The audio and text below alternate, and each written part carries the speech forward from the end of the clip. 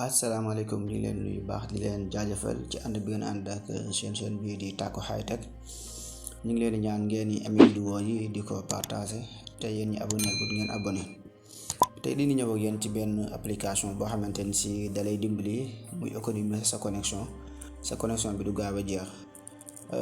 pour am application boobu nag dañuy ñëw ci Google Play Store ñu dem ci barre de recherche bi ñu tab fa Samsung Max boo xoolee Samsung Max VPN aswaar Samsung Max rek boo ci def dana ñëw dama jël bi ci kaw mi ngi nii Samsung Max VPN ma installé ko. ba application bi ñu fàttali dafa ànd ak VPN. xam naa VPN dinaa ci ñëw bis def ci vidéo ma leer la leen VPN mooy lan ak lu mu jariñ su ko defee ñu xaar mu installé wu. même application bi sax ma téléphone Samsung yu bari da koy wàccaale.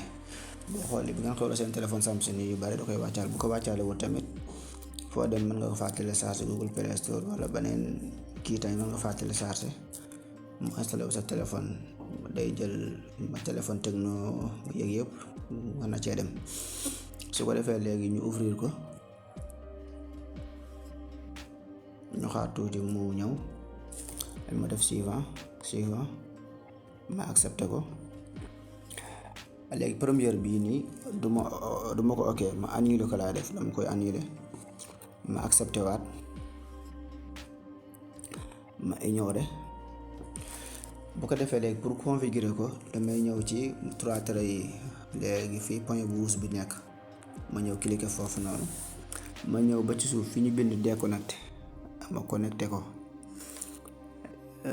bi yoon nag damay koy ok parce que VPN bi moo bëgg a configurer wu pour que li ma mën a def nii maanaam mu sotti mooy application yi ma bëgg nga xam ne dama leen bëgg ma empêcher ñuy utiliser connexion ñu mën a dox. moo tax fii ma ok bi laay bës bu bësee ok bi gis nga boo xoolee mooy connecté wu na. léegi li lay xamal ni connecté wu na tamit boo ñëwee fii ci kaw nii danga fi gis benn caabi mooy wane ni application bi mi ngi dox. léegi dañuy ñëw ci configuration bi tey ma ñëwaat ci application.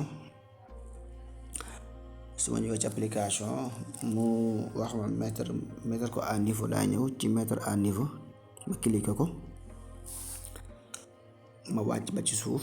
boo xoolee fii ñaar la am na partie boo xam ne pour fay la am partie boo xam ne gratuit la mais ñun dañoo soxla partie bi nga xam ne gratuit la ndax li ñu bëgg ñun mën na ko. ñu ñëw mettre ko à niveau ba tey ñu accéder aux paramètres. vue arrière plan bi moom la ñuy génneel ñu dem ñëw ba Samsung Max mi ngi nii ñu cliquer bouton bi mu génnaal ñu deuxième paramètre bi ñu cliquer ko. d'accord c'est compris ma ñëw ci Samsung Max ba léegi moom laay war nii te moo ngi nii ma cliquer ko mu configuré wu. léegi bu ñëwee ci arrière plan yi bu ñu xoolee tout activé bii nii mooy application yu arrière plan yëpp fii ñu ngi consommer connexion bi moo xam da nga leen tijji moo xam nga tijji woo leen. léegi nag tout activé gii nii boo xoolee ci suufam application autorisé maanaam mu 71 la.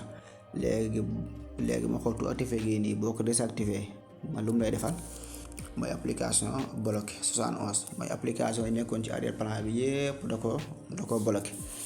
mais man am na application boo xam ne dama leen a soxla yoo xam ne dañuy utiliser di ñëw ci arrière plan bi. bu ko defee léegi man ma xool Google Play Store laa bëgg mais fii nag yow yaay def choix rek yow yaay xool application yi nga xamante ne si yaa ngi leen di jël di utiliser yooyu noonu. mais man comme damay jàngale nii damay jël benn application rek mu Google Play Store rek laa jël. ma dem ci mobile bu fekkente ne si yow mi nga xam ne yaa utiliser ma données connexion ma données mobile yi da ngay ñëw ci mobile ba tey boo xoolee fii tout activé 155 moom la autorisé ci application. tout activé gii nii ma xool boo ko désactivé nii mooy yëpp la bloqué application bloqué ko 159. léegi nag lii boo ko defee ne day tax application yi nekkoon téléphone bi yëpp benn doot ci consommé mais man dama am yoo xamante ni dama bëgg ñoom comme ça ñuy consommer. Mais man léegi ma xool ban laa bëgg lu muy consommer connexion bu ma ko tijjee bu ma ko tijjiwut yëpp. mais Google Play Store ma ñëwaat ba tey Google Play Store ma cliquer ko ma autoriser ko. léegi comme wifi laa yor man damay ñëw ci wifi bi tu activer bi ba tey ma désactiver ko. boo xoolee ma dalee na bloqué. léegi Google Play Store laay ñëw parce que moom laa bëgg di utiliser. léegi ma def ko nii dem na. léegi gannaaw def nañ suñu configuration ba pare léegi dañuy dem xooli ba xam ndax application bi ndax configuration mi ngi dox wala du dox. comme man fi laa yore léegi damay dem xool. boo xoolee man Google Play Store la autorisé woon muy dox ci arrière plan bi ak di consommer connexion bi. léegi ma ñëw Google Play Store ma xool fii benn ma jël WhatsApp business bi ma cliquer. soo xoolee connexion baa ngi dox.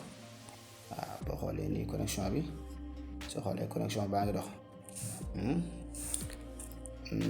léegi ma dem YouTube